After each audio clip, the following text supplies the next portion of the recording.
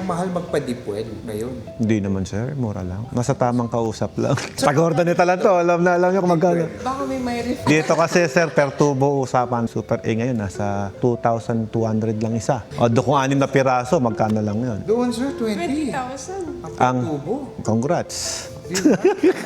Ano ba klase? Baka di makina naman po yun sa inyo. Kasi dito po, uso pa po yung gumagawa ng bukid. Oo. Pero sir, ito, sa mga taga-Pampanga na nanonood ngayon. Kasi yung tanong nyo, sir, pwedeng tanong din nila. Kaya ko yung sasabi ko, I have my balls to say it kasi pinag-aralan ko to. Kaya meron din akong kapal ng mukha na ilabas ko sa YouTube tong mga details na to kasi pinag-aralan ko to. Most of the time, kapag nagbaon ka ng malalim dyan, doon yung contamination ng arsenic at cadmium. Pero kapag ka mababa, maliit ang chances mo. Kaya if I were you, magbaon ka lang ng 1 tubo at kalahati or 2 tubo. Yun lang. So, asan yung 20,000 mo per tubo? Ayan na, heads up ko sa'yo, sir.